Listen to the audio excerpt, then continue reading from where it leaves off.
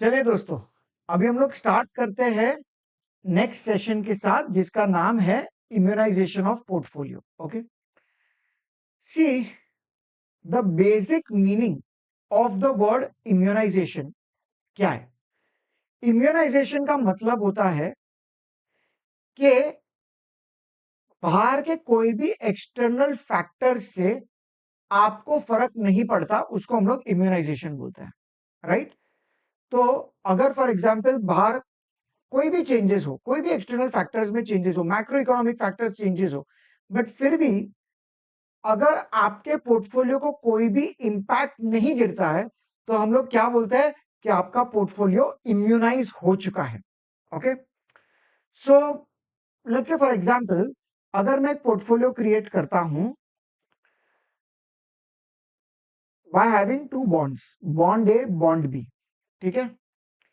Suppose ये bond की maturity है 10 years की। ओके, दोनों बॉन्ड की मेच्योरिटी क्या है? 10 years की।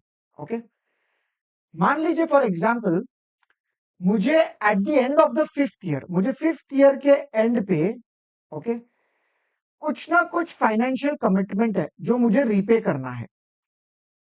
तो अगर मुझे कुछ ना कुछ फाइनेंशियल कमिटमेंट को रीपे करना है कभी eight the end of the fifth year, उसका मतलब क्या हुआ कि भाई मुझे आज ही कुछ ना कुछ पैसा इन्वेस्ट करना पड़ेगा। तो मैं आज क्या करता हूं, जो भी market price of the bond होगा उसमें मैं इन्वेस्ट कर देता हूं इन सच अ वे कि फिफ्थ ईयर के एंड पे मैं दोनों बॉन्ड बेच दूंगा और मैं मेरा जो भी फाइनेंशियल कमिटमेंट है उसको मैं मीट कर देता हूं। ठीक है, let's say for example market में इंटरेस्ट रेट्स में कुछ ना कुछ चेंजेस हो रहे हैं। अगर इंटरेस्ट रेट्स में कुछ ना कुछ चेंजेस होंगे तो क्या price of the bond affect होगा कि नहीं होगा? यस, जरूर होगा। मान लीजिए मेरे इन्वेस्टमेंट करने के तुरंत बाद इंटरेस्ट रेट बढ़ गए, तो इंटरेस्ट रेट बढ़ जाने की वजह से क्या होगा, कहना इसे प्राइस ऑफ द बॉन्ड कम हो जाएगा। तो ये दोनों बॉन्ड की प्राइसेस कम हो जाएगी, और अगर दोनों बॉन्ड की प्राइसेस कम हो जाएगी तो मैं मेरा फाइनेंशियल टारगेट और मैं मेरा फाइनेंशियल कमिटमेंट को मीट कैसे करूंगा? सो इन दिस पर्टिकुलर केस मुझे मेरे पोर्टफोलियो को इम्यूनाइज करके रखना चाहिए था। अगर मैं मेरे पोर्टफोलियो को इम्यूनाइज करके रखता तो मार्केट में जो भी इंटरेस्ट रेट में कोई भी फ्लक्चुएशंस होते, बट फिर भी मैं मेरा टारगेट इन्वेस्टमेंट को मीट कर पाता। ये ऑब्जेक्टिव है इम्यूनाइजेशन ऑफ पोर्टफोलियो का। क्योंकि आप सब लोग एटलीस्ट इतना तो जानते ही हो कि इंटरेस्ट रेट्स और प्राइस ये दोनों inversely related to each other है। अगर इंटरेस्ट रेट बढ़ता है तो प्राइस ऑफ द बॉन्ड कम हो जाता है, अगर मार्केट इंटरेस्ट रेट कम होते तो प्राइस ऑफ द बॉन्ड बढ़ जाता है। तो जब भी मैं बॉन्ड में इन्वेस्टेड हूं, और बॉन्ड में इन्वेस्टेड हूं कि जिसका टेन्योर है 10 years का, बट ये जो पर्टिकुलर बॉन्ड है मुझे बेचना है eight the end of fifth year, तो मुझे मार्केट में ही बेचना पड़ेगा, वो रिडीम तो नहीं होने वाला है। मैं कंपनी के पास जाके उसको फेस वैल्यू पे रिडीम तो नहीं कर सकता, मुझे मार्केट में इस पर्टिकुलर बॉन्ड को बेचना पड़ेगा। और अगर मार्केट में बेचने जाऊंगा तो मुझे मार्केट में जो भी इंटरेस्ट रेट है उसके बेसिस पे प्राइस ऑफ द बॉन्ड में इंपैक्ट जरूर पड़ेगा। तो इन दैट पर्टिकुलर केस अगर इंटरेस्ट रेट्स मेरे इन्वेस्ट करने से ही मार्केट में बढ़ चुके हैं तो मेरा प्राइस ऑफ द बॉन्ड कम हो जाएगा, तो मैं मेरे टारगेट को मीट नहीं कर पाऊंगा। अभी सी बहुत ही बेसिक से अगर मैं आपको एग्जांपल दूं, तो मान लीजिए आपको 5 साल के बाद 1 लाख रुपया चाहिए, ठीक है। और एफडी इंटरेस्ट रेट 5 years के लिए, 5 years के लिए एफडी इंटरेस्ट रेट है मान लीजिए 10% का। मतलब आपको हर साल 10%, 10%, 10% मिलेगा, फिक्स्ड है। Okay, 5 year FD interest rate है 10% का। मैं आपको बोलता हूं कि चलो आज आपको कितना पैसा इन्वेस्ट करना है, तो आप मुझे क्या बोलोगे कि सर ये 1 लाख जो है वो तो मेरा फ्यूचर वैल्यू है, मुझे सबसे पहले आज इन्वेस्ट करना है, तो let me calculate the present value. और प्रेजेंट वैल्यू हम कैसे कैलकुलेट करेंगे? 1 divide by 1.1 raise to the power 5 into 1 lakh. तो 1 डिवाइड बाय 1.1, 1, 2, 3, 4, 5। तो मैं 1 लाख को मल्टीप्लाई अगर करूं 0.6209 के साथ, अगर मैं 1 लाख को इसके साथ मल्टीप्लाई करता हूं तो कहना है से मेरा प्रेजेंट वैल्यू है 62,092। तो ये 62,092 क्या है? कहना है से वो पैसा मुझे आज इन्वेस्टमेंट करना है। तो मैं बैंक में जाऊंगा, बैंक में जाके 62,090 दे दूंगा और मैं बोलूंगा कि भाई 5 साल का एफडी बना, मुझे हर साल 10% का इंटरेस्ट मिलना चाहिए। सो ये केस में क्या होगा कि towards the end of the 5th year कहना है से मुझे मेरा 1 लाख रुपया मिल जाएगा। कम ऑन, यस और no? Then the answer is yes. Okay, तो इसमें तो कोई दिक्कत नहीं है। बट कोई ऐसा बॉन्ड है कि जहां पे मुझे इन्वेस्ट करना है, मान लीजिए 62,092, और वो मेच्योर होने वाला है बॉन्ड 10 साल के बाद, बट मुझे 5th ईयर के एंड पे कुछ रिक्वायरमेंट है। तो जब मैं मार्केट में बॉन्ड बेचने जाऊंगा तो मार्केट के इंटरेस्ट रेट्स के बेसिस पे can I say that bond prices affect होंगे, और उस वजह से शायद मैं मेरा टारगेट को मीट भी ना कर पाऊं। तो मुझे मेरा पोर्टफोलियो को इम्यूनाइज करना पड़ेगा। I hope now I am very clear with what is the basic meaning of immunization. When your target is being met irrespective of the market interest rate fluctuations. Okay. अभी इसके लिए ना हम लोग एक पोर्टफोलियो बनाएंगे। तो मान लीजिए फॉर एग्जांपल मैं एक पोर्टफोलियो बनाता हूं, okay, with the help of zero coupon bonds. Okay, I hope you all are aware about zero coupon bonds के, जिसमें इश्यू किया जाता है such kind of bonds at a discount और वो रिडीम होता है एट पार। ठीक है, तो अगर दो जीरो कूपन बॉन्ड अवेलेबल है, ओके, मान लीजिए दो जीरो कूपन बॉन्ड्स अवेलेबल है, ZCB ए, ZCB बी। ठीक है, अभी जो ZCB बी ए अवेलेबल है, फॉर एग्जांपल उसका जो ड्यूरेशन है वो है 4 इयर्स का, और जो ZCB बी है उसका ड्यूरेशन है 6 इयर्स का। ठीक है, तो इसका 4 इयर्स का ड्यूरेशन है, इसका 6 इयर्स का ड्यूरेशन है। मान लीजिए फेस वैल्यू है 100 रुपए। ठीक है, और जो यील्ड चल रही है मार्केट में, the existing YTM is example 10%। ये यील्ड चल रही है 10% की। ठीक है, अभी मैं आपको एक सिंपल सा क्वेश्चन पूछता हूं, what do you think the price of actual B0, the price of this particular bond should be? ये बॉन्ड की प्राइस क्या होनी चाहिए आज? अगर हम बात करते हैं ZCB A की, okay, so can I put it like this, मुझे आज प्राइस चाहिए और ये बॉन्ड है जिसका ड्यूरेशन 4 इयर्स है, तो 4 इयर्स में वो मेच्योर होगा और उसकी रिडेम्पशन वैल्यू होगी 100 रुपए। अभी ऑफकोर्स ये कोई कूपन बेरिंग बॉन्ड तो नहीं है, तो कोई भी इंटरमीडिएट पेमेंट नहीं है, तो अगर मुझे उसका प्रेजेंट वैल्यू कैलकुलेट करना है तो मैं कैसे करूंगा? 1 divide by 1.1 raise to the power 4, और उसको मैं मल्टीप्लाई कर दूंगा 100 के साथ, तो ये 100 रुपए का प्रेजेंट वैल्यू में निकाल लूंगा। तो 1 डिवाइड बाय 1.1, 1 2 3 4, अगर मैंने उसको मल्टीप्लाई कर दिया 100 के साथ, तो कहना है इसे ₹68.30, ये आज की उसकी प्राइस हो गई, बराबर। सिमिलरली अगर मैं आपको ऐसा बोलता हूं कि भाई ये ZCB बी है जिसका लाइफ 6 इयर्स है, ठीक है ना, तो 6th ईयर के एंड पे आपको आपका 100 रुपया मिलेगा, बट मैं आपको बोल रहा हूं कि भाई आज की उसकी प्राइस क्या होगी, तो आप क्या करोगे? 1 divide by 1.1 raise to the power 6 into 100, 1 2 3 4 5 6, multiply that by 100, तो ये आपका हो जाएगा 56.44। करेक्ट, तो ये आज की उसकी प्राइस है। अभी मैंने आपको इतना डेटा दिया है, और इसके साथ साथ मैंने आपको बोला है कि भाई आपको इन्वेस्ट करना है with a target of 5 years. Okay, 5 years के टारगेट से आपको इन्वेस्ट करना है, और suppose eight the end of the 5th year आपको चाहिए 10 लाख रुपए। आपको कितने पैसों का रिक्वायरमेंट है? 10 लाख। ओके, अभी मैं आपको इतना डेटा देता हूं और मैं आपको बोलता हूं कि चलो भाई, how will you immunise your portfolio? तो टारगेट क्या है आपको? 5 साल के बाद आपको 10 लाख रुपए चाहिए। मार्केट में कोई भी इंटरेस्ट रेट में फ्लक्चुएशन हो, बट फिर भी आपको 10 लाख रुपए आपका टारगेट आपका मीट हो जाना चाहिए at the end of the 5th year. तो आप क्या करोगे? सबसे पहले तो आप 10 लाख तो आपको 5 साल के बाद चाहिए। आपको आज की प्रेजेंट वैल्यू पहले फाइंड आउट करनी है based on the current yield. तो हम लोग क्या करेंगे?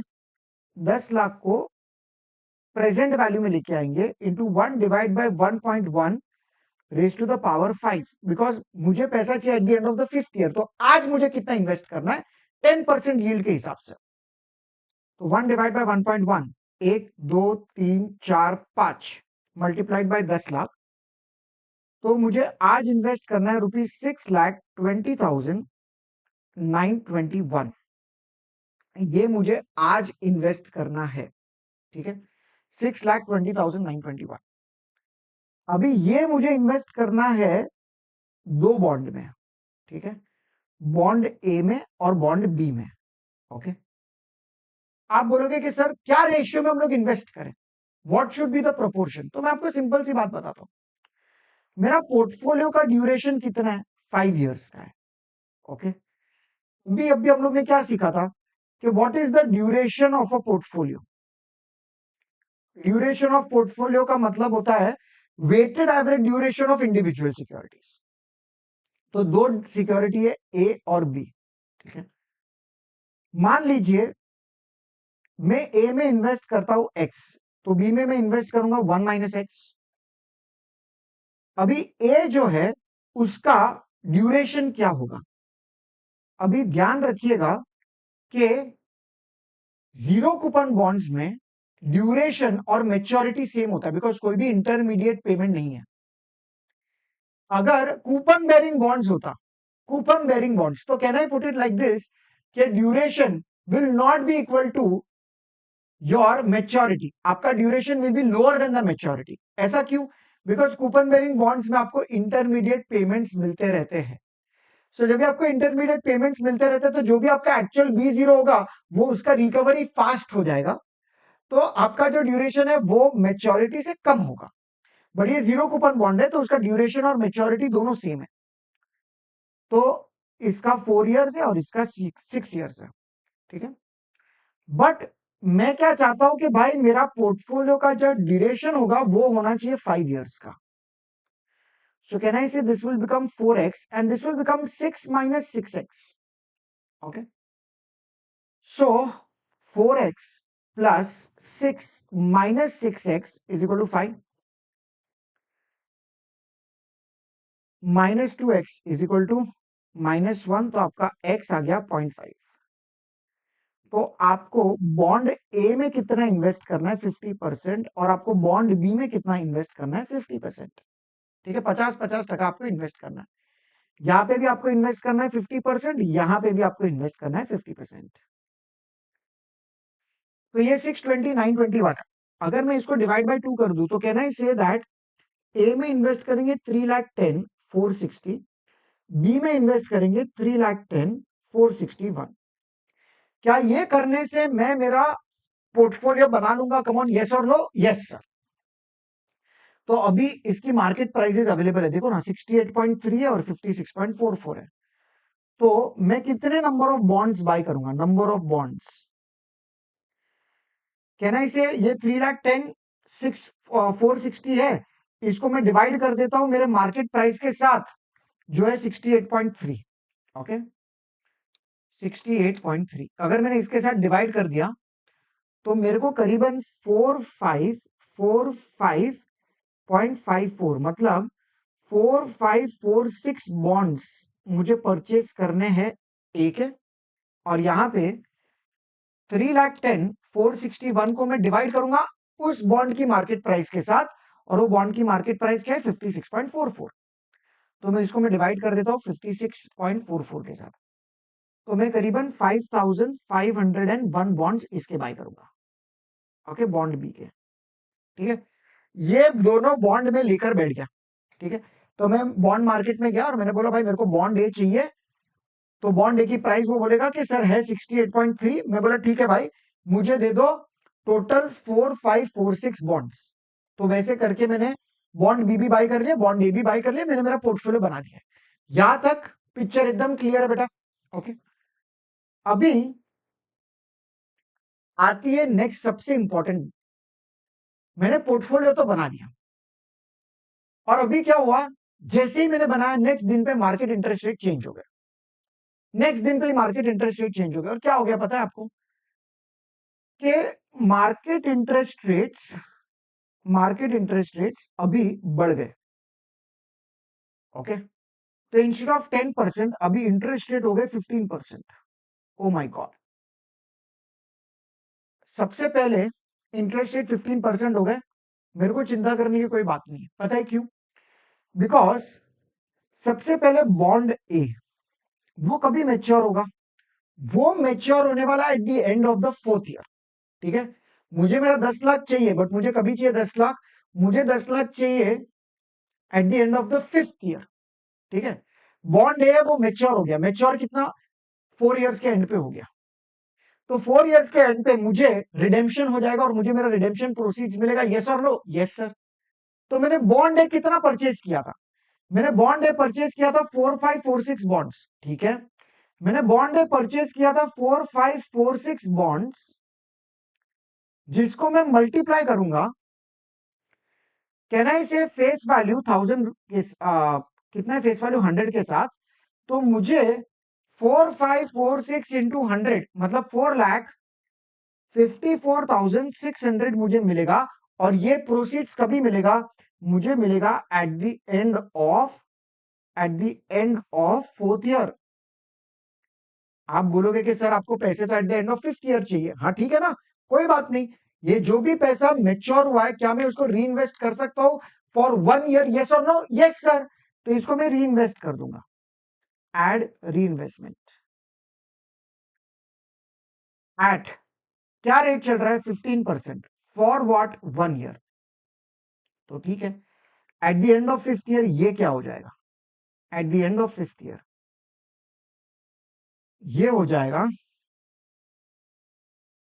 5,22,790। तो मुझे बॉन्ड ए से at the end of 5th year 5,22,790 मिल जाएगा। ठीक है। बट बॉन्ड बी का क्या? बॉन्ड बी का क्या? बॉन्ड बी तो मेच्योर होगा 6th ईयर के एंड पे, बट मुझे at the end of 5th year पैसा चाहिए, तो मुझे बॉन्ड बी बेचना पड़ेगा। कम ऑन, यस और नो? Yes sir. तो यहां पे मैं क्या लिखता हूं? Sell at the end of 5th year. Sell at the end of 5th year. अभी बॉन्ड बी के नंबर ऑफ बॉन्ड्स कितने हैं? 5501 बॉन्ड्स है। ठीक है। तो ये जो 5501 बॉन्ड्स है, जब मैं ये बेचने जाऊंगा, ध्यान से इसको समझिएगा, जब मैं ये बेचने जाऊंगा तो क्या मुझे 100 रुपया मिलेगा? Am I going to get 100 rupees? Then the answer is no, मुझे 100 रुपया नहीं मिलेगा। बिकॉज 100 रुपया तो कभी मिलेगा जब भी मेच्योर हो जाता है, और मेच्योर कभी हो रहा है? Eight the end of 6th year में। उसके 1 साल पहले मैं ये पर्टिकुलर बॉन्ड को रिडीम कर रहा हूं, मतलब बेच रहा हूं, मार्केट में सेल कर रहा हूं, तो मुझे मार्केट प्राइस चाहिए at the end of the 5th year. So how will I calculate market price of bond at end of 5th year? ठीक है। तो यार आप ऐसा समझिए ना कि 6th ईयर पे मेच्योर होगा तभी 100 रुपया मिलेगा, और 5th ईयर के एंड पे मुझे मार्केट प्राइस चाहिए, और इंटरेस्ट रेट चल रही है 15% की। तो can I put it like this, मैं इसकी प्रेजेंट वैल्यू कैलकुलेट कर सकता हूं by taking 1 divide bye 1.15 into 100। Correct. Because मुझे 1 साल पहले की उसकी प्रेजेंट वैल्यू चाहिए, जब भी मुझे 100 रुपया मिलने वाला eight the end of 1 year. Market में रेट चल रहा है 15% का, तो can I put it like this, 1 divide bye 1.15 करूंगा तो मुझे आज की उसकी वैल्यू मिल जाएगी। सो 1 डिवाइड बाय 1.15 मल्टीप्लाइड बाय 100, तो ये कितना हो जाएगा? ₹86.96। तो 86.96 ये होगा price at the end of the 5th year. तो मुझे मिलेगा 86.96। कोई बात नहीं, 5501 इंटू 86.96 अगर मैं करता हूं तो मुझे आएगा टोटल 4,78,367। तो ये मेरा ए पार्ट है, ये मेरा बी पार्ट है। तो what is going to be my total cash inflows at the end of 5th year? Can I say at the end of the 5th year मुझे पैसा मिलेगा 5,22,790। तनिषा क्लियर है बेटा? प्लस मैं यहाँ पे क्या ऐड कर दूंगा, 4,78,367।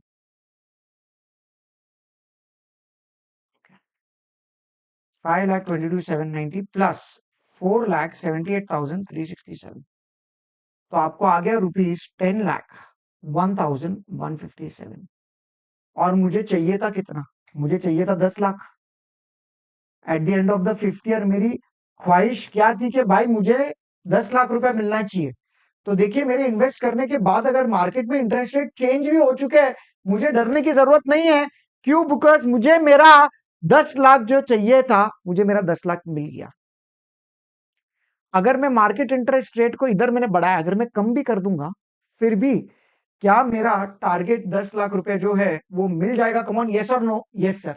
और मैंने यहाँ पे दोनों जगह एक एक बॉन्ड थोड़े ज्यादा ही लिए, तो आपको पता चल जाएगा कि भाई फाइनली आपको आपका मिनिमम 10 लाख रुपीज तो रिकवर हो ही जाएगा। इसको हम लोग बोलते हैं immunization of the bond portfolio. Correct? तो आपको मार्केट इंटरेस्ट रेट से कुछ फर्क नहीं पड़ने वाला है। हम लोग इस प्रोपोर्शन में इन्वेस्ट करके रखेंगे, और हम लोग एट द सेम टाइम वो प्रोपोर्शन में इन्वेस्ट करने के बाद हम लोग वेट करेंगे। और इसमें सिलेक्शन ऑफ द बॉन्ड बहुत इंपॉर्टेंट है कि एक बॉन्ड जो है ना, उसका ड्यूरेशन होना चाहिए लेस देन द मेच्योरिटी। एक बॉन्ड है जिसका ड्यूरेशन होना चाहिए ग्रेटर देन द टारगेट। मतलब एक 5 इयर्स अगर आपको चाहिए, आपका पोर्टफोलियो मैच्योर होने वाला है, तो आप एक बॉन्ड को सिलेक्ट कीजिए which is less than it, so that आप उसको री इन्वेस्ट कर सको। और एक बॉन्ड आपको सिलेक्ट करना है कि जिसका जो भी अपना ड्यूरेशन होगा that will be greater than the portfolio duration. ठीक है? ताकि आप री इन्वेस्ट कर सको आपके जो भी नए इंटरेस्ट रेट्स होंगे उसमें। ठीक है? So bond immunization is an investment strategy used to minimize the interest rate risk of bond investment by adjusting the portfolio duration to match the investor's investment time horizon. It does this by locking in a fixed rate of return during the amount of time an investor plans to keep the investment without cashing it in. Normally, interest rates affect the bond prices inversely. When the interest rate goes up, bond prices goes down. But when the bond portfolio is immunized, the investor receives a specific rate of return over a given time period, regardless to what happens the interest rate during that time. In other words, we immune the fluctuating interest rates. To immunize the portfolio, we need to know the duration of the bonds in the portfolio, okay, and adjust the portfolio so that the portfolio's duration equal to the investment's time horizon. जैसे अपने case में 5 years था. Suppose you need to have 50,000 in 5 years for your child's education, you might decide to invest in bonds. You can immunize your bond portfolio by selecting the bonds that will equal exactly 50,000 in 5 years regardless of the interest rate changes. In example में 10 lakh rupees था.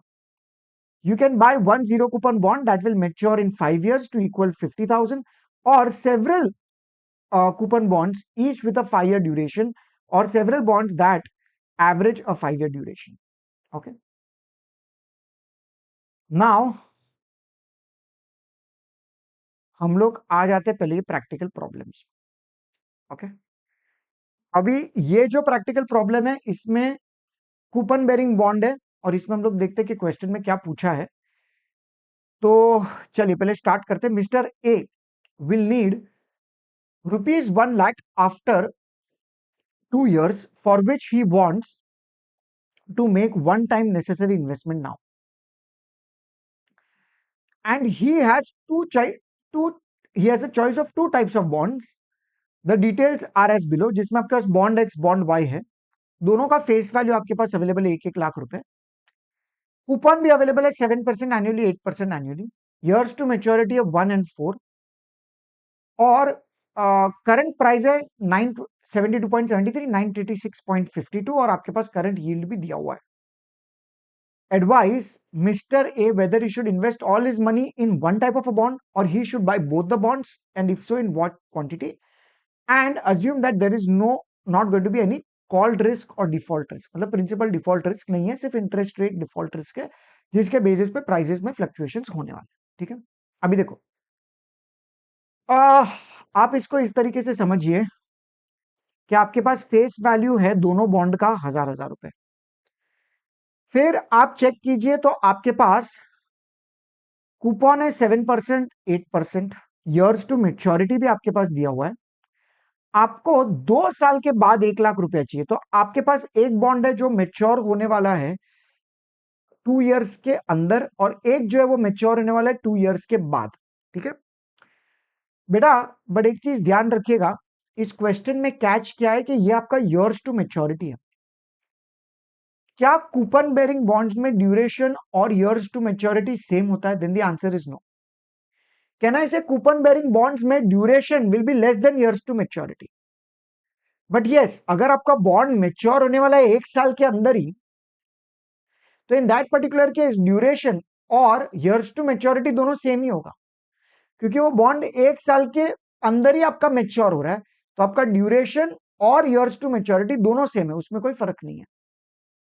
But yes, अगर bond Y के बारे में बात करता हूं तो वो मेच्योर होने वाला है 4 इयर्स के बाद.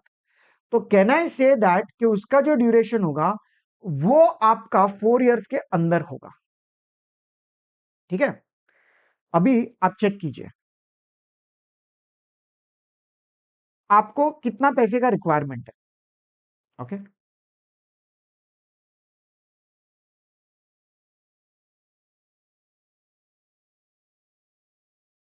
मेरे साथ इसको सॉल्व करते रहिए. ठीक है, आपको पैसा चाहिए 1 लाख रुपए. Okay, so required amount is equal to ₹1 lakh. कभी चाहिए? After 2 years. सो आपका जो पोर्टफोलियो होगा उसका ड्यूरेशन क्या होना चाहिए? 2 इयर्स. ठीक है, और अभी यील्ड क्या चल रही है मार्केट में? Yield to maturity current yield 10% चल रही है, तो वो आपको चल रही है 10% की. तो आपका प्रेजेंट वैल्यू क्या आएगा? कहना है से आपका प्रेजेंट वैल्यू आएगा 1 लाख इंटू 1/1.1 और raise to the power 2. Correct, because 1 lakh रुपया मुझे 2 साल के बाद चाहिए, तो आज उसकी प्रेजेंट वैल्यू क्या होनी चाहिए? 1/1.1 दो bar is equal two multiplied that bye 1 lakh. तो मुझे 82,645 कहना इसे ये मुझे इन्वेस्ट करना है आज, अभी के अभी 82,645 ये मुझे आज इन्वेस्ट करना है. ये मुझे इन्वेस्ट करना है दो सिक्योरिटीज में, bond A, bond B. But मेरे पास उसके वेट्स अवेलेबल नहीं है. तो मेरा फर्स्ट स्टेप क्या है कि मुझे कैलकुलेट करना है वेट्स, और उन्होंने देखो क्या पूछा, should he invest all his money in one type और he should buy both the bonds? तो answer is he should buy both the bonds. Okay, because तभी जाके आपका पोर्टफोलियो इम्यूनाइज होगा. बिकॉज आपकी एक्टिविटी क्या होने वाली है कि आपका जो एक बॉन्ड है उसका पैसा आप री इन्वेस्ट करोगे, और जो दूसरा बॉन्ड है वो हम लोग सेल करेंगे मार्केट में. तो आपको कंपलसरी दोनों बॉन्ड में इन्वेस्ट करके रखना है. ठीक है, and if so in which quantity, तो आपको क्वांटिटी फाइंड आउट करना है, आपको वेट्स फाइंड आउट करना है. ठीक है, तो what is your weights of bond A and B, हमें ये ढूंढना है. ठीक है, तो can I put it like this कि आपके पास सिक्योरिटी ए है, सिक्योरिटी बी है, बट वो दोनों का मेरे पास ड्यूरेशन नहीं है. मतलब मुझे ड्यूरेशन फाइंड आउट करना है. वो बोला सर बॉन्ड ए का तो है, हाँ ए का मैं मानता हूं, बिकॉज उसका ईयर टू मेच्योरिटी 1 ईयर है, तो वो 1 साल में ही मेच्योर होने वाला है, तो उसका duration is also going to be 1 year. Okay, but bond B का ड्यूरेशन हमें फाइंड आउट करना पड़ेगा। इसको अगर मैं वेट्स के साथ मल्टीप्लाई करता हूं, तो क्या मुझे वेटेड एवरेज ड्यूरेशन मिलेगा? Yes sir. और मेरा वेटेड एवरेज ड्यूरेशन क्या है? My weighted average duration should be 2 years. ठीक है ना, ये मेरा 2 साल होने वाला है, ये मेरा पोर्टफोलियो का ड्यूरेशन है, which has to be 2 years. So let the weights of this be X, this is 1 - x। तो मुझे अभी ढूंढना क्या है कि what is the duration of B. Okay, तो वो मैं ढूंढ लेता हूं, ड्यूरेशन ऑफ बी। तो क्या इसके लिए मेरे पास कितना साल है बॉन्ड मेच्योर होने को? 4। फिर इंटरेस्ट और रिडेम्पशन वैल्यू को मैं डिस्काउंट करने वाला हूं एट व्हाट परसेंटेज रेट बेटा? तो मैं इसको डिस्काउंट करूंगा एट 10%।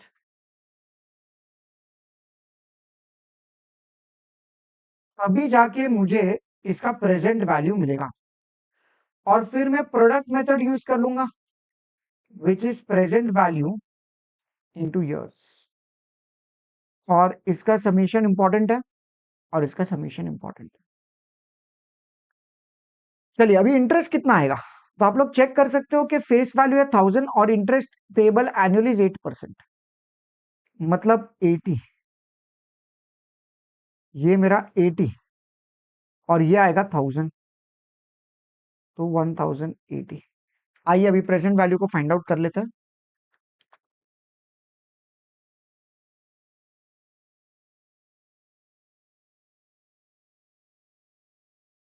यहाँ पे आप चाहो तो थोड़ा वीडियो को फॉरवर्ड भी कर सकते हो।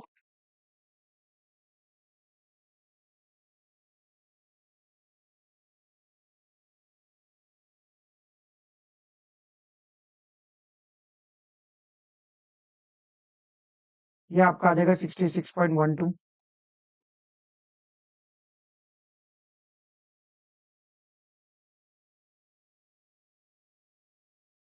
60.11,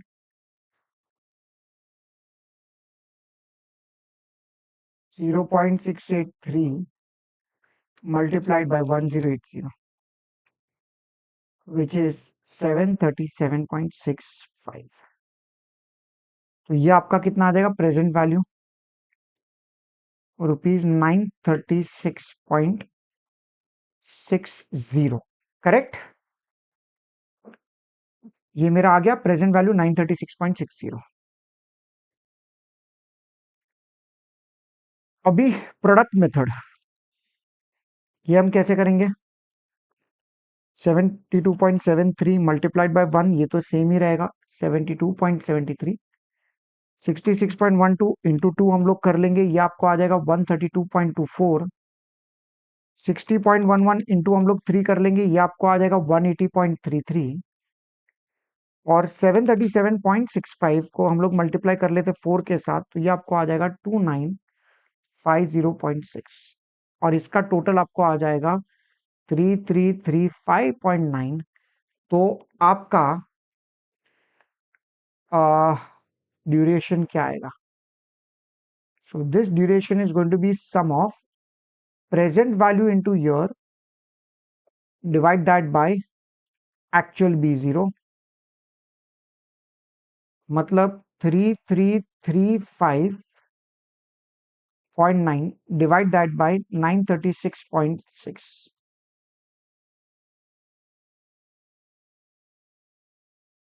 तो ये आपको दे देगा 3.56 ईयर्स।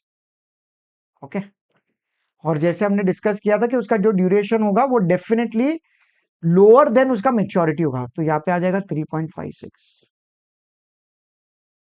सो ये आ जाएगा आपको x, and this is 3.56 minus 3.56x। So can I से x plus 3.56 minus 3.56x, this should be equal to 2।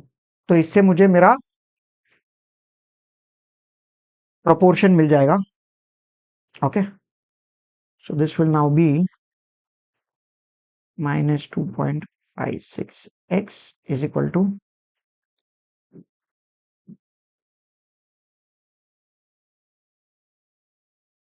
minus 1.56. So your x will be 0.6093 मतलब 0.61. ठीक है. So can I say that मुझे इन्वेस्ट करना है बॉन्ड ए में 0.61. So bond ए में हम लोग इन्वेस्ट करेंगे 61% और बॉन्ड बी में हम लोग इन्वेस्ट करेंगे 39%. बॉन्ड ए में 61%, बॉन्ड बी में 39%. ठीक है ना. तो यहाँ पे हम लोग 61% इन्वेस्ट करेंगे, यहाँ पे हम लोग 39% इन्वेस्ट करेंगे. तो इन व्हाट क्वांटिटी पूछा है, तो 82,645 इंटू 61%, ये आपका हो जाएगा रुपीज 50,413 और ये आपका हो जाएगा रुपीज 32,232. ठीक है. तो ये हमने डिसाइड कर लिया कि भाई बॉन्ड ए में इतना पैसा इन्वेस्ट होगा, बॉन्ड बी में इतना पैसा इन्वेस्ट होगा. अभी आप लोग जरा चेक कीजिए कि आपका आपका बॉन्ड प्राइस क्या है. तो क्या हमारे पास बॉन्ड प्राइस अवेलेबल है? जी हाँ, क्वेश्चन में आपको दिया है 972.73. ओके, इसको मुझे डिवाइड करना है 972.73 में. ठीक है. और इसको मैं डिवाइड करूंगा 936.52 में. 936.52. तो मुझे नंबर ऑफ बॉन्ड्स मिलेंगे 50413 डिवाइड बाय 972.73. तो यहाँ पे आ जाएगा 51.83, मतलब अप्रोक्सीमेटली 52 बॉन्ड्स और 32,232 डिवाइड दैट बाय 936.52. और यदि मैं ये करता हूं तो यहाँ पे आ जाएगा 34.42. हम लोग इसको भी दे देते हैं अप्रोक्सीमेटली 35 बॉन्ड्स. आप चाहो तो 34 बॉन्ड्स भी लिख सकते हो, कोई दिक्कत नहीं है. ठीक है. तो इसी से मेरा ये सॉल्यूशन कंप्लीट हो जाता है. आई होप आपको समझ में आ गया है कि how to find out the quantity, how to identify the bonds. Okay, तो 52 बॉन्ड ए में डाल दूंगा, 35 बॉन्ड बी में डाल दूंगा. अभी मार्केट में इंटरेस्ट रेट में कोई भी फ्लक्चुएशन होगा, मुझे कुछ फर्क नहीं पड़ेगा. मुझे मेरा 1 लाख रुपया जो चाहिए था 2 साल के बाद, वो मुझे मिलने वाला है. ठीक है. चलो, अभी हम आते हैं नेक्स्ट क्वेश्चन की ओर. और जो फर्स्ट क्वेश्चन था उसमें क्या था कि भाई कूपन बेरिंग बॉन्ड्स थे.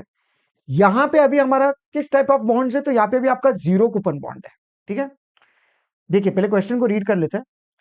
अ कंपनी हैज टू पे,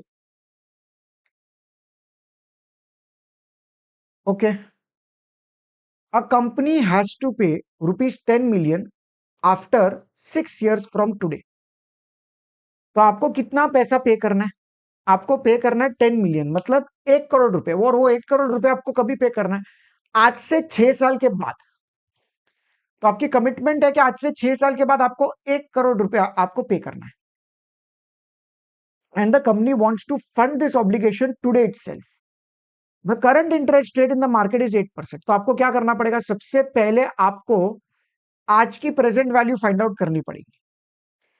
2 zero coupon bonds are traded in the market on the basis of 8% YTM, one with a 5 year maturity and the other with a 7 year maturity. अरे वाह, आपको पैसा चाहिए 6 साल के बाद.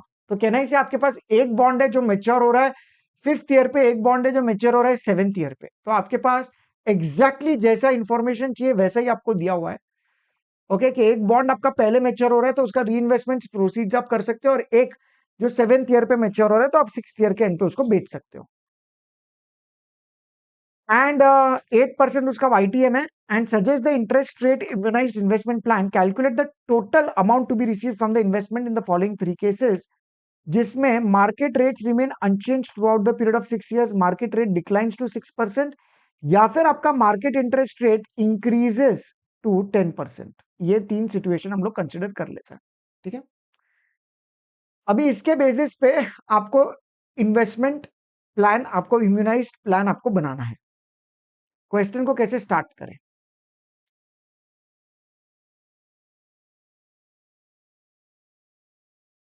What is your target investment? Can I say your target investment is ₹1 crore, और ये आपको कभी चाहिए? ये आपको चाहिए आज से 5th ईयर के एंड पे, ठीक है। सो पोर्टफोलियो ड्यूरेशन कितना होना चाहिए? 5 years, ठीक है। और अभी की यील्ड क्या चल रही है? The current interest rate is 8%, ठीक है। 8%? अच्छा, 6 years के बाद चाहिए क्या? Okay, 6 years from today, very good, ठीक है। 6 years के बाद चाहिए, और 8% आपका यील्ड है, ठीक है। अभी what is going to be the present value? Can I say present value will be 1 crore into 1 divide by 1.08 raise to the power 6। तो मुझे पता चलेगा कि मुझे आज कितना इन्वेस्ट करना है। 1 divide by 1.08, 1 2 3 4 5 6 multiplied by 1 crore, तो 63 lakhs 1696। कहना इसे ये मुझे आज इन्वेस्ट करना चाहिए, ओके। सो यहां पे मैं लिख देता हूं इन्वेस्टमेंट टुडे। तो मुझे आज इन्वेस्ट करना है 63,01,696। मुझे आज इन्वेस्ट करना है 63,01,696 इन सच अ वे क्या 8% यील्ड चल रहा है, तो मुझे 6 साल के बाद मुझे मेरा 1 करोड़ रुपया मिल जाएगा, जिससे मैं मेरा फाइनेंशियल ऑब्लिगेशन को मीट कर सकता हूं। अभी ये इन्वेस्टमेंट कहां पे करना है? तो पोर्टफोलियो बनाना पड़ेगा। तो पोर्टफोलियो बनाने के लिए मुझे वेट्स चाहिए, तो weights of bond A and B, ठीक है। तो हम लोग क्या करेंगे? बॉन्ड ए, बॉन्ड बी,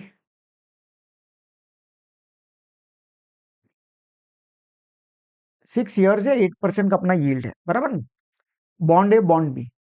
अभी बॉन्ड ए में मुझे कुछ इन्वेस्ट करना है, तो इसको मैं एक्स लिख देता हूं। यहाँ पे आ जाएगा 1 - x। Okay, so this is my proportion of investment. And what is the duration? अरे बिल्कुल चिंता मत कीजिए, जो भी आपका मेच्योरिटी है वही आपका ड्यूरेशन है for a zero coupon bond. कुछ इंटरमीडिएट पेमेंट्स तो है ही नहीं। तो आपकी जो बॉन्ड ए है वो मेच्योर कभी हो रही है? Eight the end of 5 years, ठीक है भाई। तो यहाँ पे मैं 5 लिख देता हूँ। बॉन्ड बी जो है वो मेच्योर कभी हो रही है? Eight the end of the 7th year, तो यहाँ पे मैं 7 years लिख देता हूँ। तो कहना है से मुझे वेटेड एवरेज ड्यूरेशन मिल जाएगा, कमॉन, यस और नो? यस सर, मिल जाएगा। और मुझे यहाँ पे पोर्टफोलियो ड्यूरेशन रखना है 6 years का। तो ये हो जाएगा 5x, और ये हो जाएगा 7 - 7x। सो 5x plus 7 - 7x is equal to 6। So -2x is equal to -1, तो आपका x आ गया 0.5। मतलब चलिए, ये बात तो अभी क्लियर हो गई कि हमें बॉन्ड ए में इन्वेस्ट करना है 50%, और हमें बॉन्ड बी में इन्वेस्ट करना है 50%, ठीक है। ये चीज तो चलो सॉर्टेड है, ओके। तो मेरा जो 63,01,696 है, उसको मैं दो पार्ट में डिवाइड कर देता हूं, ए और बी। दोनों में 50-50% डालना है, ठीक है ना। तो 31,50,845। 848 है, ओके, एंड 31,50,848, ये मुझे इन्वेस्ट करना है। सबसे पहले, क्या आज की मार्केट प्राइस अवेलेबल है दोनों बॉन्ड की? Then the answer is no. तो मैं नंबर ऑफ बॉन्ड्स कैसे ढूंढूं? तो नंबर ऑफ बॉन्ड्स ढूंढने के लिए मेरे पास आज की मार्केट प्राइस होनी चाहिए। तो हम लोग फाइंड आउट कर लेते हैं market price of ZCB A and B today at YTM is equal to 8%, because अभी तो यील्ड 8% चल रही है। तो ZCB A का मार्केट प्राइस क्या होगा? कहना इसे आपको मिलने वाला है 1,000 रुपीज, उसको मैं डिस्काउंट करूंगा 1/1.08 और उसकी लाइफ है 5 years, ठीक है ना? तो 1/1.08, 1, 2, 3, 4, 5 मल्टीप्लाइड बाई 1,000, तो ये आपका आ जाएगा ₹680.58। और ZCB जो है, आई होप आपको समझ में आ रहा है कि उसकी लाइफ है 7 years, ठीक है, उसकी लाइफ है 7 years की। तो यहाँ पे उसकी प्राइस क्या आएगी?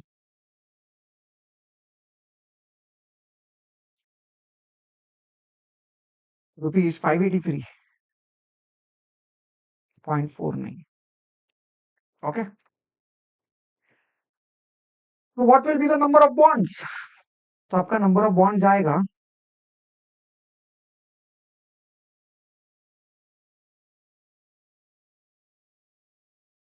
ए और बी में 31,50,848 डिवाइड बाय 680.58।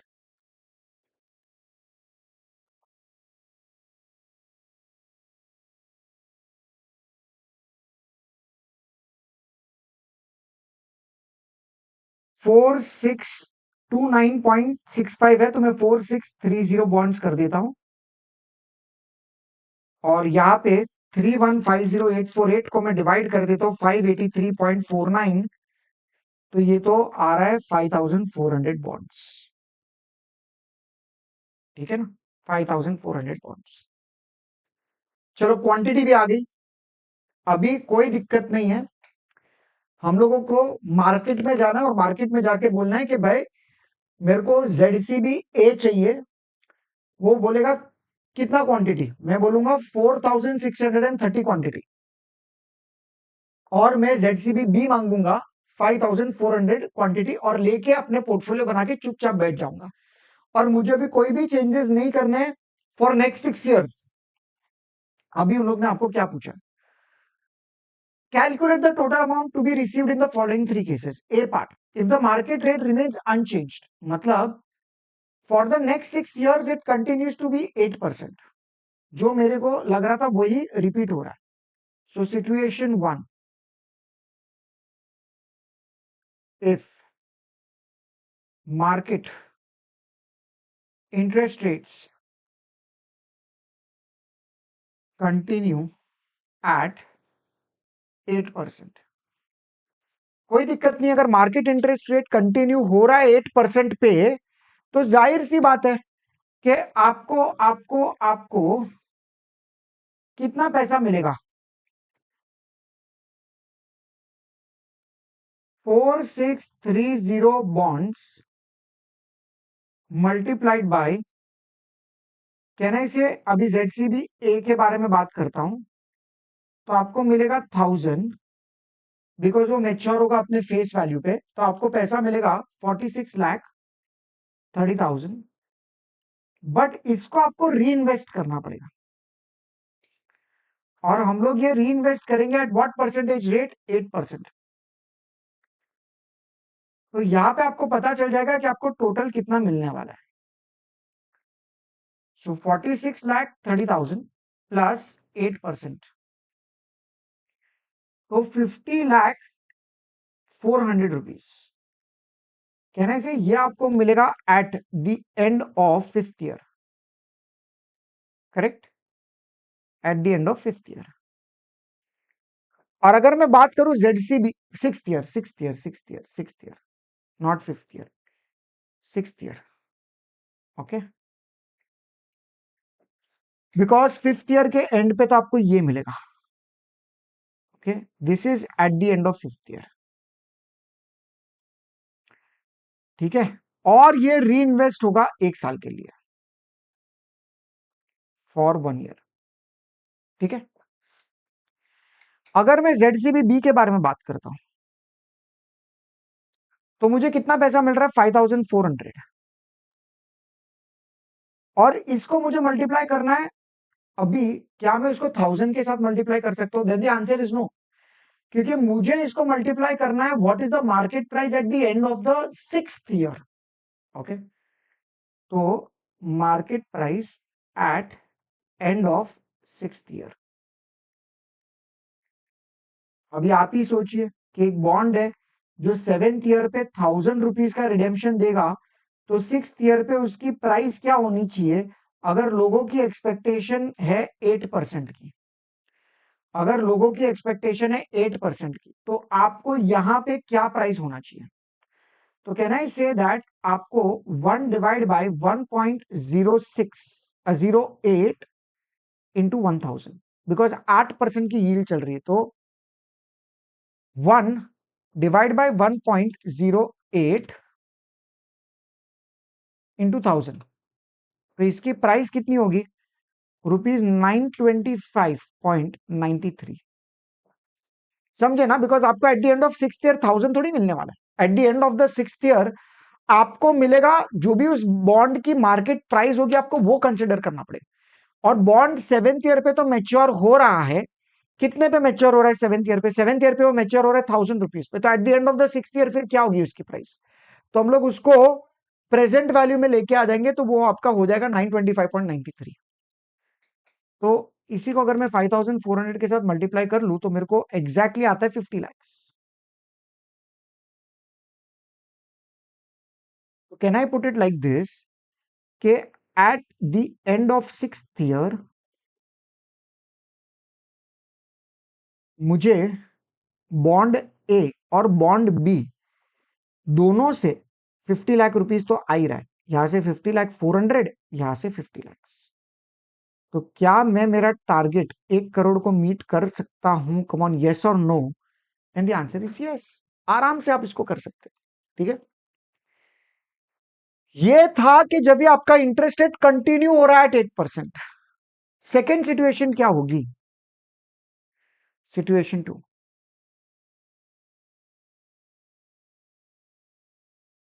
उन लोग ने आपको क्या बोला सिचुएशन टू में कि if the market interest rate declines to 6%, अगर market interest rate declines to 6%, हाँ, अभी यहां पे आपको ध्यान देना पड़ेगा। अगर मार्केट इंटरेस्ट रेट डिक्लाइन होगा तो ZCB A, ओके, उसका प्रोसीड्स है 50 lakhs, नहीं, उसका प्रोसीड्स क्या है वो यहां पे हमने लिखा है 46 lakh 30, okay, 46 lakh 30 eight the end of 6th year आपको 46, eight the end of the 5th year आपको 46 लाख 30,000 मिलेगा। ये आपको कभी मिलेगा? Eight the end of 5th year, because ये बॉन्ड तो सिर्फ मेच्योर होने वाला है ना, और मेच्योरिटी पे तो रिडेम्पशन वैल्यू मिल जाता है, तो तब भी जो भी इंटरेस्ट रेट हो उससे आपका मेच्योरिटी अमाउंट थोड़ी चेंज होगा। अगर मार्केट में इंटरेस्ट रेट में चेंजेस आ गया तो कंपनी ऐसा थोड़ी बोलने वाला है कि भाई मैं 1000 रुपीज पे रिडीम नहीं करूंगा, मैं उससे कम में करूंगा, ऐसा थोड़ी ना होगा। तो वो तो आपको 46 लाख 30 तो मिलने ही वाला है, वो तो रिडेम्पशन प्रोसीड्स है। और ये आपका री इन्वेस्ट होगा कितने परसेंट पे? एट 6%। कितने टाइम पीरियड के लिए? 1 ईयर के लिए, okay. So that will be 6%।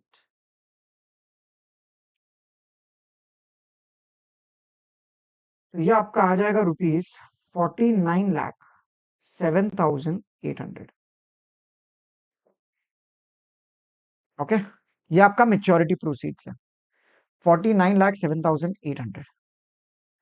ये आपको मिलेगा eight the end of 6th year. But tension मत लीजिए, ये तो सिर्फ जेडसीबी ए है। आइए अभी हम लोग बात करते हैं जेडसीबी बी की।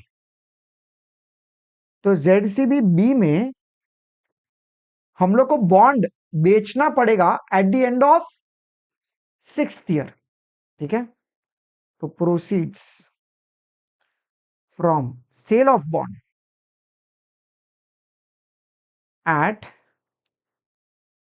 And of 6th year. Okay, तो 5,400 बॉन्ड्स थे। इसको जब बेचना होगा तो मुझे बेचना पड़ेगा एट द मार्केट प्राइस। तो मार्केट प्राइस कैसे निकालूंगा? वो अभी नेक्स्ट ईयर पे 1,000 पे मेच्योर होने वाला है, और जब भी मार्केट में यील्ड चल रही है 6% की, तो can I say that 1/1.06 multiplied by 1,000, तो एक बॉन्ड की प्राइस क्या होगी? 943.40। तो अभी आपका प्रोसीड्स क्या हो जाएगा? 50,94,340। अभी आप देखिए कि आपका प्रोसीड्स क्या है जेडसीबी ए और जेडसीबी बी से। तो ए से आपका प्रोसीड्स है 49,07,800, और बी से आपका प्रोसीड्स है 50,94,340। और अगर मैं दोनों को टोटल कर लूं तो मेरे को आ जाएगा 1,02,140, 140 रुपए। तो आपको समझ में आया कि जो भी मार्केट में इंटरेस्ट रेट फ्लक्चुएशन हो रहा है, आपको डरने की जरूरत नहीं है, आपको आपका 1 करोड़ मिल रहा है। राइट, ये था आपका if the market interest rate declines to 6%। सारे सिचुएशन इसमें कवर अप हो रहे हैं, कुछ बचा ही नहीं है। कूपन बेरिंग बॉन्ड्स भी देख लिया, जेडसीबी भी देख लिया, जेडसीबी में भी अगर ये चेंजेस होंगे तो क्या होगा? थर्ड सिचुएशन क्या आएगी आपकी? ये तीन के अलावा और क्या ही हो सकता है? सिचुएशन 3।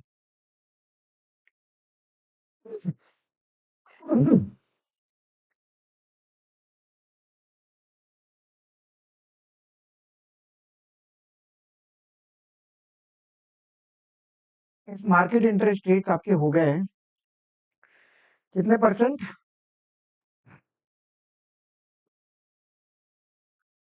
आई थिंक अभी हो रहे हैं आपके 8% ना, नहीं 10% है। ओके, तो अभी ZCB A, उसका मेच्योरिटी प्रोसीड्स तो आपको पता ही है 46,30,000। 46,30,000 वो री इन्वेस्ट होगा एट 10%। 46,30,000 प्लस 10%, तो ये आपका हो जाएगा 50,93,000। ओके, ZCB उधर 5,400 बॉन्ड्स हमें बेचने हैं eight market price at the end of the 6th year. हाँ, आप लोग करो ना फटाफट। 1,000 इंटू 1/1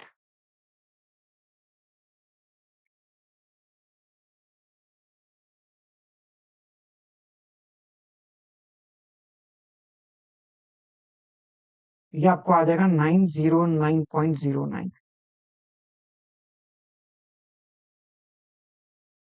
49,09,091। तो आपका क्या होगा टोटल प्रोसीड्स ए और बी से? 50,93,000 प्लस 49,09,091।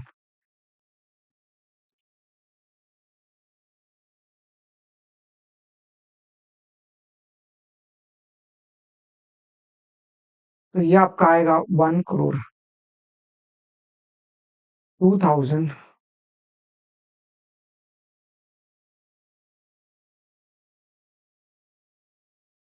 091। तो आपका टारगेट मीट हो जाएगा।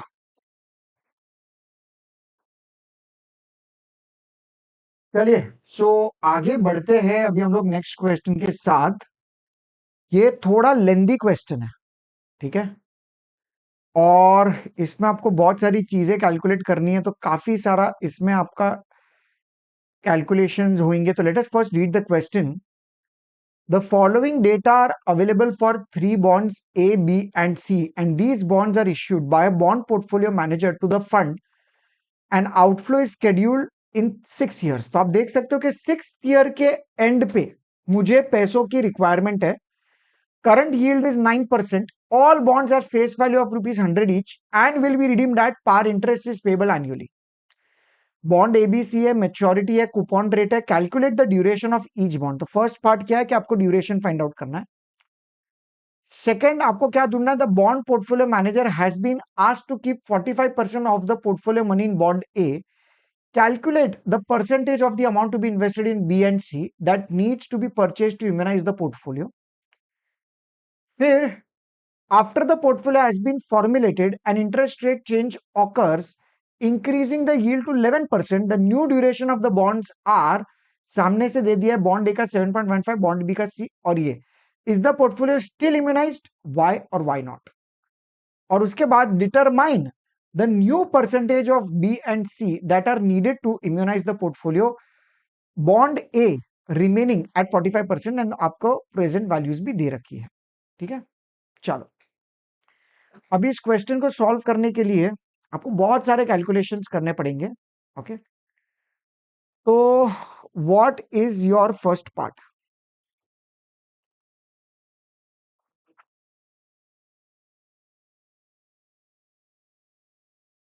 Calculate the duration of each bond. ठीक है, तो हम लोग लिखते हैं ड्यूरेशन ऑफ ईच बॉन्ड। ठीक है,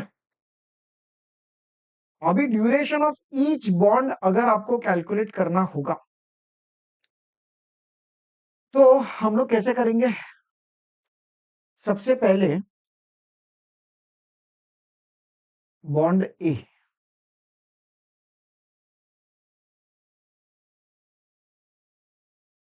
उसका मेच्योरिटी क्या है? 10 ईयर्स। कूपन रेट क्या है? 10% का। यील्ड क्या चल रहा है? 9% का। और all bonds have a face value of 100 each which is redeemed at par. Okay, हमारे पास और कोई ऑप्शन नहीं, हम टेबल बना लेंगे। 1 2, क्योंकि बॉन्ड ए है वो मेच्योरिटी 10 साल का है इसका, ठीक है। 1 2 3 4 5 6 7 8 9 10 इंटरेस्ट और उसकी रिडेम्पशन वैल्यू, जिसको हम डिस्काउंट करेंगे एट व्हाट परसेंटेज रेट? हम इसको डिस्काउंट करेंगे एट 9%। तो हमें क्या मिलेगा? Present value. और फिर हम लोग क्या करेंगे? हम लोग फाइंड आउट करेंगे summation of present value into year product method के बेसिस पे। ये आपका एक्चुअल भी 0 हो जाएगा, तो आपको पता चल जाएगा कि भाई आपका ड्यूरेशन क्या है। और आपके पास यहाँ पे करंट यील्ड है 9%, बट आपको पीवी फैक्टर्स दिया है क्या? यस सर, 0.917,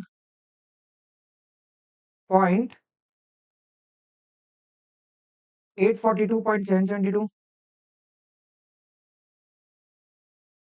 0.708, 0.650, उसके बाद 0.596, 0.547, 0.502, फिर है 0.460, और उसके बाद है 0.4224। ठीक है,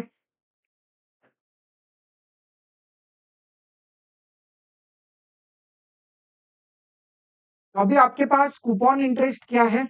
सो 10% है, 10% ऑफ 100, तो आपका हो जाएगा 10 रुपए। और यहां पे टुवर्ड्स द लास्ट ये आपका हो जाएगा 10 प्लस 100, 110, करेक्ट। चलो प्रेजेंट वैल्यू कैलकुलेट कर लेते हैं।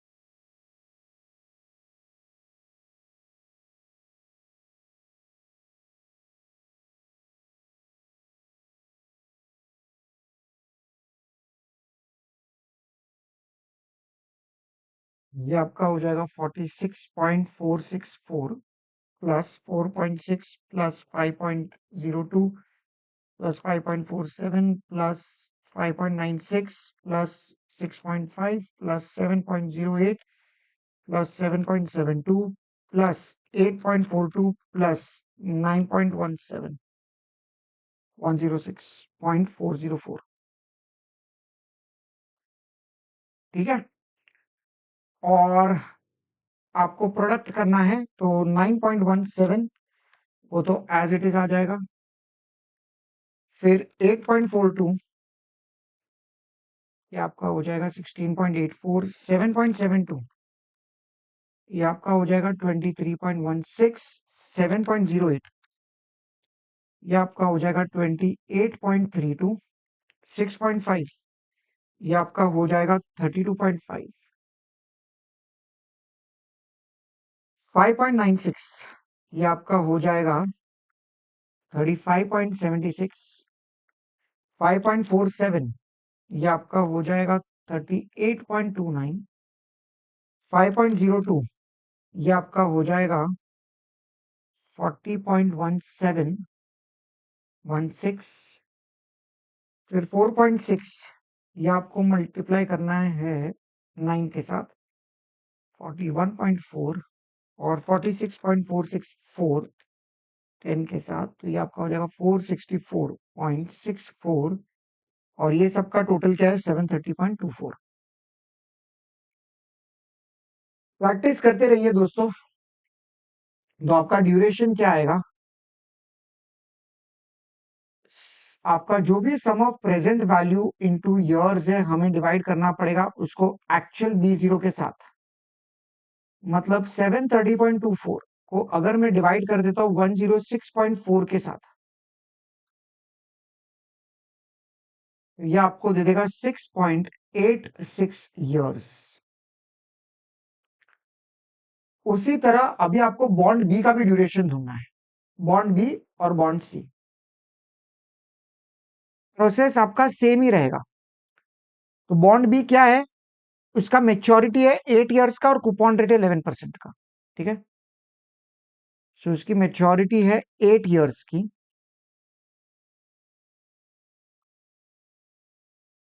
और कूपन रेट उसका कितना है 11% का। ठीक है, अभी आप चाहो तो मुझे पॉज कर सकते हो और पूरा कैलकुलेशन कर लो, मैं भी डायरेक्टली आपको आंसर बता दूंगा क्योंकि आपको पता है कि इसको भी कैसे सॉल्व किया जाता है। ठीक है, तो बॉन्ड भी अपने आप ट्राई करो, चलो फास्ट। तो आप सबको अभी ये आंसर आना चाहिए आपका ड्यूरेशन का, विच इज 5.83 इयर्स। ठीक है ना, 5.83 इयर्स, तो आपका ये आंसर होगा for bond B 5.83 years. Of course वो इसके मेच्योरिटी से कम होगा, क्यों, बिकॉज ये कूपन बेरिंग बॉन्ड है। सिमिलरली अभी हम लोग बात करते हैं बॉन्ड सी का। तो बॉन्ड सी में भी आप लोग चेक कर सकते हो कि उसका मेच्योरिटी 5 इयर्स है और कूपन रेट है 9% का। तो उसकी मेच्योरिटी 5 इयर्स है और कूपन रेट है 9% का। चलो ये भी आप लोग अपने आप सॉल्व करो, वेरी सुन मैं आंसर लेके आता हूं, मुझे पॉज करो, आप अपना सॉल्व करो और फिर प्ले करो, आपको तुरंत आंसर आ जाएगा। ठीक है, चलो स्टार्ट। सो देखो ये आपका आंसर होना चाहिए 4.24 इयर्स। तो तीनों तीन बॉन्ड के अभी हमें ड्यूरेशन मिल गए हैं। इसका आंसर है फर्स्ट वाले का 6.86 ईयर्स, सेकेंड वाले का 5.83 ईयर्स, और ये है आपका थर्ड वाला जिसका आंसर है 4.24 ईयर्स। ठीक है, सो उम्मीद करता हूं दोस्तों यहां तक एकदम क्लियर है। Calculate the duration of each bond, वो हमने ढूंढ लिया है। Second, the bond portfolio manager has been asked to keep 45% of the portfolio money in bond A. वो सामने से बोल दिया कि बॉन्ड ए में आपको 45% डालना है। Calculate the percentage of the amount to be invested in bond B and C that needs to be purchase to immunize the portfolio. ठीक है, तो अभी हम स्टार्ट करते बी पार्ट से, सेकेंड पार्ट से। Calculation of weights, calculation of weights of B and C. Okay, what is the duration of portfolio? अभी आपको ये पैसा कभी चाहिए तो there is an outflow which is required after 6 years। ठीक है, तो आपको ड्यूरेशन ऑफ द पोर्टफोलियो रखना है 6 years का। ओके, नाउ आपके पास है बॉन्ड ए, बी और सी। ठीक है, और आपको यहाँ पे वेट्स लिखना है, यहाँ पे आ जाएगा आपका ड्यूरेशन, और यहाँ पे आएगा वेटेड एवरेज ड्यूरेशन, और वेटेड एवरेज ड्यूरेशन आपको रखना है 6 years का। अभी ये फिक्स है 0.45, correct. So let this be x. तो can I say C is the balancing figure. 1 minus 0.45 minus x, मतलब nothing but 0.55x, 0.55 minus x, because 1 में से 0.45 माइनस एक्स आपको करना है। सो कैन आई से इसका प्रोपोर्शन हो जाएगा 0.55 माइनस एक्स, करेक्ट। और इसकी ड्यूरेशन क्या है? तो ड्यूरेशन है ए की, हम लोग ने अभी अभी निकाला 6.86, फिर ये है बी का 5.83, और ये है सी का 4.24। तो this is 6.86 into 0.45, so this is going to be 3.087, 5.83x, और ये आपका आएगा 4.24 into 0.55, this is 2.332 minus 4.24x। ठीक है, सो ये क्या होगा? Can I say this will be 3.087 plus 5.83x plus 2.332 minus 4.24x is equal to 6। अब इसको आप लोग सॉल्व कीजिए।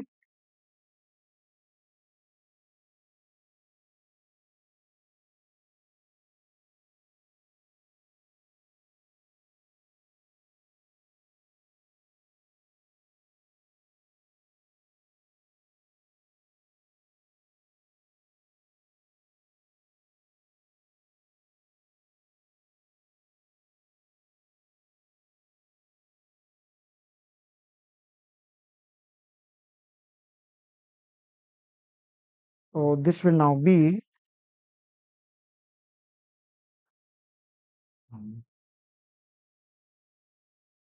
0.3654, अप्रोक्सीमेटली 0.37। मतलब बॉन्ड बी में आपको इन्वेस्ट करना है 0.37, तो बॉन्ड सी में आप इन्वेस्ट करोगे 0.55 माइनस 0.37,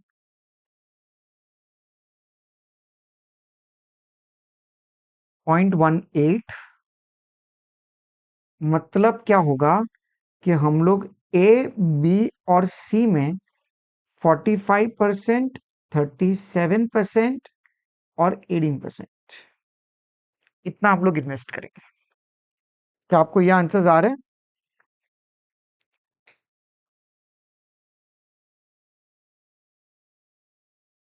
ओके, चलो अभी थर्ड पार्ट देखिए क्या है। हाँ, ये लो।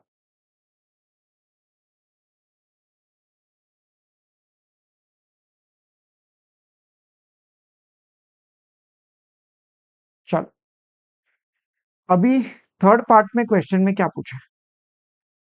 After the portfolio has been formulated an interest rate change occurs increasing the yield to 11%। तो आपने पोर्टफोलियो बना दिया, बट इंटरेस्ट रेट अभी क्या हो गया भाई?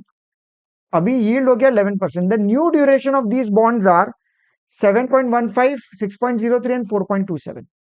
Is the portfolio still immunised?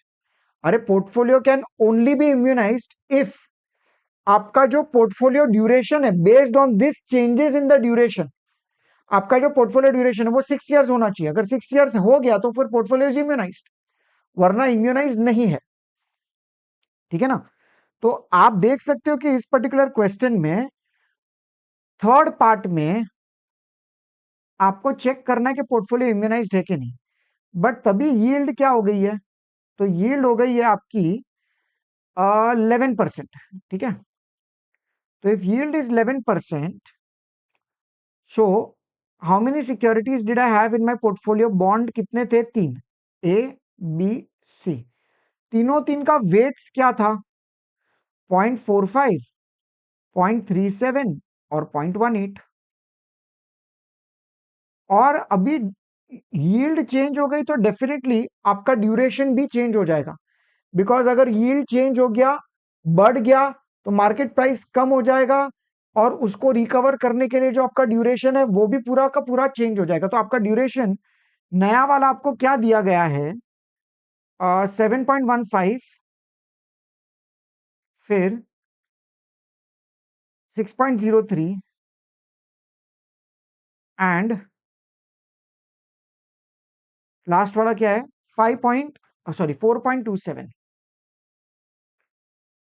तो चलिए देख लेते कि भाई इसके चक्कर में आपका वेटेड एवरेज ड्यूरेशन, मतलब अभी आपका पोर्टफोलियो ड्यूरेशन क्या हो गया? 0.45 इंटू 7.15, 0.37 इंटू 6.03 एंड 0.18 इंटू 4.27। तो आप देख सकते हो कुछ 6.21 ईयर्स हो गया और 6.22 ईयर्स हो गया। तो आपकी लायबिलिटी मीट कभी होने वाली थी? Eight the end of the 6th year, but अभी 6.22 ईयर्स हो गया। तो आपका पोर्टफोलियो इम्यूनाइज नहीं है।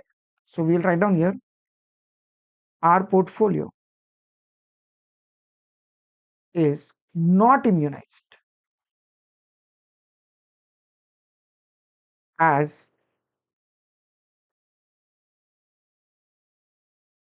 duration of portfolio is 6.22 years, which is greater than 6 years। ठीक है ना? तो आपका पोर्टफोलियो इम्यूनाइज नहीं है। फिर ये आपका थर्ड पार्ट था।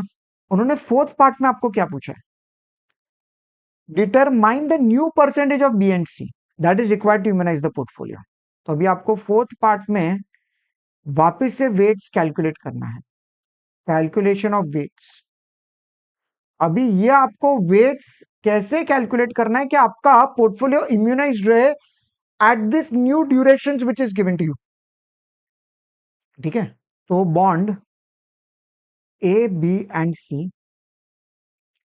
हमें वेट्स में सिर्फ पता है 0.45, तो ये एक्स है, तो ये हो जाएगा 0.55 माइनस एक्स। करेक्ट। फिर आपकी ड्यूरेशन आएगी विच विल बी 7.15, फिर 6.03 एंड 4.27। और अभी आपको पोर्टफोलियो वेटेड एवरेज ड्यूरेशन क्या रखना है? तो ये आपको रखना है 6 years। तो इसके लिए what should be the proportion, ये आपको फाइंड आउट करना है। 3.2175, 6.03x, 2.3485 minus 4.27x.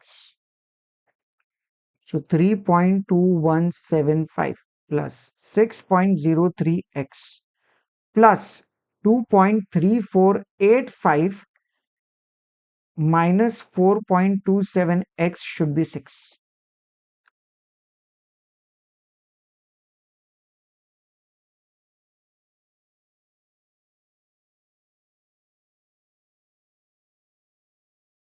So this will now be 0.434.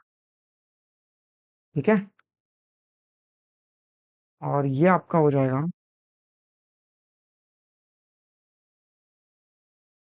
1.76x,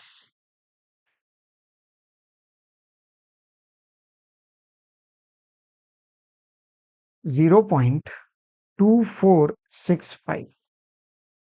सो आपका x आ जाता है 0.25, 25%।